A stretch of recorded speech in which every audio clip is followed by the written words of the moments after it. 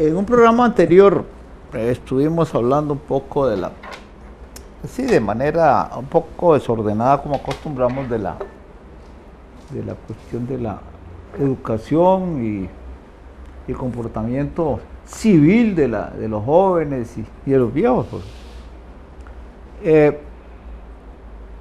Relacionado con esto, yo me encontré un domingo, esto es un reportaje,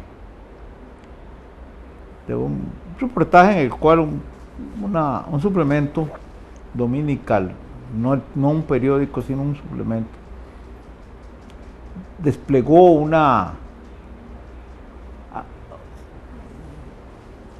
un cuadro de las personalidades más que fueron más destacadas noticiosamente.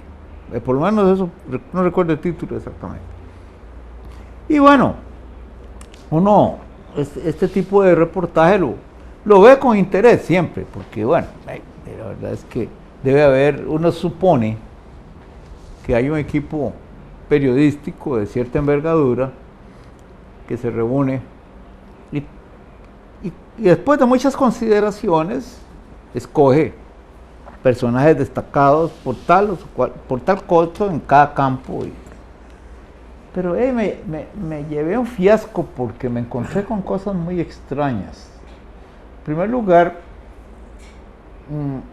bueno, uno dice, también aquí se reflejan los intereses de esos periodistas, obviamente. La forma como esos periodistas ven el mundo está reflejada ahí. Sí. Pero si son varios, pues uno puede esperar que las cosas anden promediadas. Por ejemplo, uno de los personajes destacados es la churchileta. La churchileta es un helado. Un helado que es podríamos decir que es un granizado prensado, ¿verdad? Exactamente, así es. Yo creo que todos la conocemos ya. Y la churchileta, bueno, así me parece interesante la churchileta, sobre todo como decía yo en Facebook, Dave. Es importante porque ahora que tenemos la churchileta, los ticos vamos a dejar de chuparnos el dedo. Pero luego aparecen personajes políticos de la farándula. Confieso que algunos del deporte. Yo no sabía que existían. Del deporte, sin entrar en debate ahí, pues aparecen dos personajes deportivos. Uno de la Liga Deportiva Alajuelense y el otro del Club Esporte Herediano. Y ciclistas. ¿Ah? Y dos ciclistas. Bueno, y dos ciclistas, pero sí, yo los pondría aparte porque siendo deportes individuales. Sí, correcto. Entonces, pero en el caso del fútbol, de ahí se ponen esos dos personajes, un jugador y un entrenador. Y me preguntaba yo, pero bueno, entonces, fue más noticia cualquiera de ellos dos que el entrenador de la selección nacional. Que ha sido exitoso. Claro. Ahora nosotros tenemos que Claro. Y como noticia en el ámbito del fútbol, ¿quién le pone la paleta?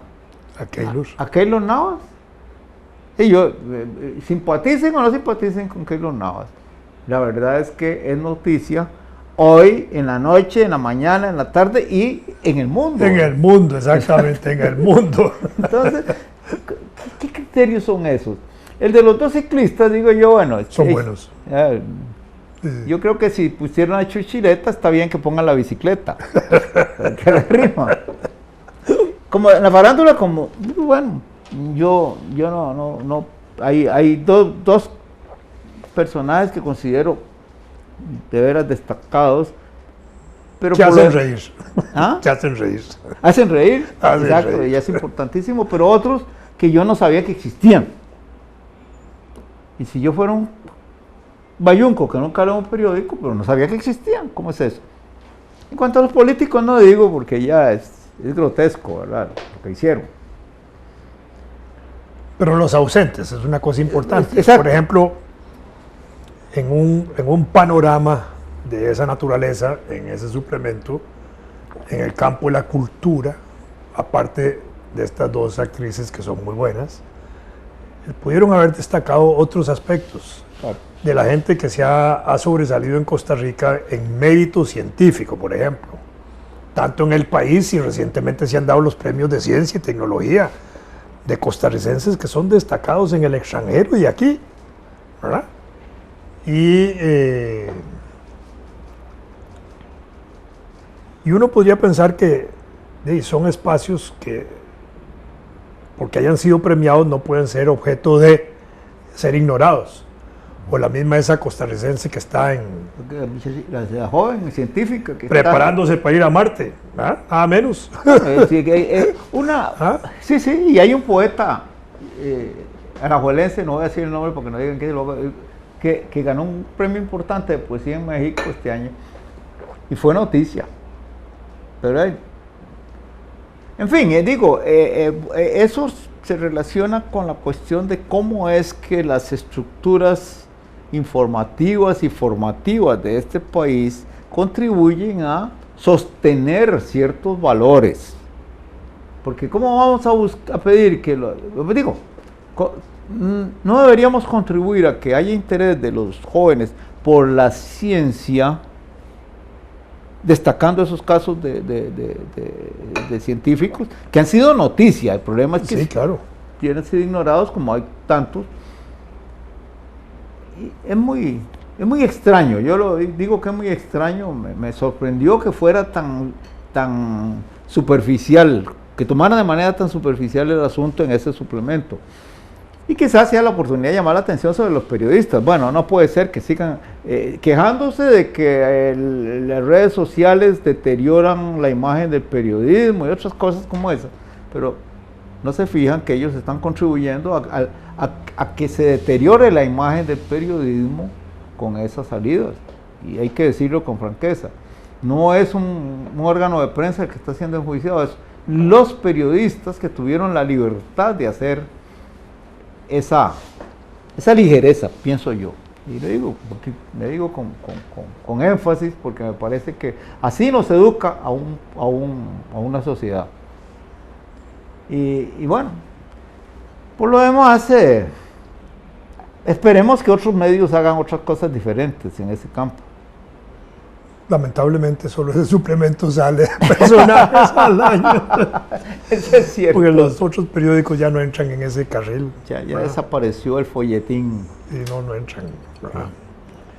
Y los otros opúsculos informativos que hay los domingos, que son pequeños libretillos, también traen su página de farándula y sus cosas así, ¿verdad? Con fotos y demás cosas. Y ahí, digamos, a modo de chismes, entre comillas, de lo que sucede en el mundo de la farándula política, social, económica, etcétera, ¿verdad? Y de la farándula típica, digamos, de lo que son artistas y modelos y ese tipo de cosas. En otro ámbito, también este fin de semana estuve viendo una actividad a la que yo no concurro regularmente, pero fui, tal vez porque me quedaba fácil caminar hasta ahí. Había una feria de artesanía en la aduana. Uh-huh. Y bueno, uno siempre tiene la impresión de que va a ir a una feria de artesanía y se va a encontrar con unas ciertas rutinas que ya conoce. Pero no, la cosa estuvo organizada de una manera muy interesante, porque la exposición se organizó destacando en primer lugar las artesanías indígenas auténticas, uh-huh. Es decir, no tocadas por la comercialización, sino que auténticas, pero decorosamente realizadas. Ha habido ahí orientación para las personas muy humildes y muy diestras en lo que están haciendo, de varias comunidades, de varios grupos indígenas de Costa Rica. Es extraordinario lo que ahí se presentó. Luego se presentó una parte que es más o menos artesanía mixta, donde ya empieza a combinarse lo indígena con lo criollo propiamente, lo español, que diría yo. Bueno. Y después lo que es diseño y confección de muchas cosas de manera muy refinada, pero no industrial. Eso es muy interesante porque entonces se encuentra uno con... Y son casi piezas auténticas. Sí, claro. Sí, claro. Confección de vestimentas. Sí. Muy buenas, incluso con marcas muy ingeniosas. Y yo les decía que se apuren a patentarlas antes que vengan los chinos y se las roben. Y se ve en todo el conjunto, digamos, un aire que me parece muy defendible, que es la adaptación a ciertas necesidades de expresión en cosas utilitarias de los temas de las carretas pintadas. Pero no haría lo cajonero, simplemente repetición, no hay una estilización, una sistematización de los diseños que recuerdan siempre eso. Es realmente interesante. Y me encontré con una persona que tiene chonetes. Chonete. El sombrerito. Y él no fabrica chonetes. Él los compra. Pero los pinta. Y los pinta, incluso ahí estaba haciéndolo con una destreza estupenda. Dan ganas de quedarse viéndolo. Los pinta y con temas que tienen que ver con las carretas pintadas, pero no son los cajoneros siempre geométricos, no. Él cuando usa los pinceles parece un calígrafo chino. Realmente es un artista. Es un artista, sí, claro. Sí, claro. Entonces dice uno, bueno, aquí es que a uno le pasa como el cuento de los pececitos a los que un pez viejo les preguntó que cómo sentían el agua. Y cuando el viejito se fue, el pececito viejo se fue, le dice un pececito al otro, mira, ¿qué es el agua?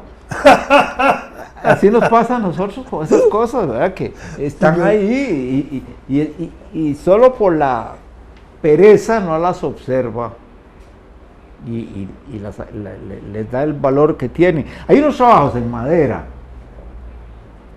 tan extraordinarios, pero hombre, un grupo de 3 personas, diseñador y yo diría ebanista, y yo no me acuerdo cómo llamaríamos a la otra persona, una mujer, es ella, trabajan la madera del Pejivalle, de la palma. De la palma. Sí. ¿Cómo es eso? Pues ahí mostraban cómo. De paso es un árbol complicadísimo, porque tiene espinas horrorosas por todo lado. No, claro. Sí. Pero entonces, muestran cómo solo los primeros 60 centímetros a partir del pie propiamente son aprovechables. Lo cortan y entonces es un cilindro en el centro, todo poroso. ¿Cómo le van a hacer madera de esto? Pero tiene un borde que dependiendo de la madurez de la planta es más grueso o más delgado. Y bueno, hacen una maravilla de trabajo que es cortarlo, sacarlo más poroso y hacer 2 canales, ¿verdad? Y esos 2 canales los trabajan de una manera realmente minuciosa, que el que inventó eso es un genio, porque luego lo recortan en láminas flexibles, es decir, es como si fuera un plástico hecho por la naturaleza, con vetas lindísimas. Y ahí ya no puedo seguirlo escribiendo porque es muy complicado. Esas láminas las recortan, las ponen juntas y lo que queda al final en joyas y de toda clase de objetos, es como si fuera una madera sólida parecida a la teca. Y todo precioso, ¿verdad? Claro, supongo que no podrán venderlo a 6 reales, como diríamos en Alajuela, porque el trabajo es enorme, pero son cosas maravillosas, que uno tiene que darse cuenta de que valen mucho por la pasión que le han puesto, por la imaginación que exigió, por la destreza manual y desde luego por la calidad del diseño, porque hay diseñador en medio. Hay un diseñador que diseña y hay unos artesanos que interpretan el diseño y lo ejecutan, pero con ese material. No, la paciencia humana no pareciera dar para eso y sin embargo ahí están. Son cosas lindísimas. Interesante eso del Pejivalle. Entonces dice uno, lástima, había bastante gente, pero digo yo, debería haber más. A unas señoras indígenas muy sencillas, ellas decían que estaban muy contentas porque habían vendido todo, ya lo que estaban enseñando era casi la muestra. Muñecas y cosas muy, muy delicadas realmente, hechas, las máscaras, pero hechas por ellos. Ya no la máscara para ponerse, sino también hacen máscaras iguales, pero en distintas escalas. Y entonces hay unas pequeñitas que son como joyas, ¿verdad? Era una riqueza del país que a uno se le escapa porque uno es un distraído, uno es un mozote distraído. Y porque uno desconoce, digamos, también, porque en el caso de esas culturas aborígenes,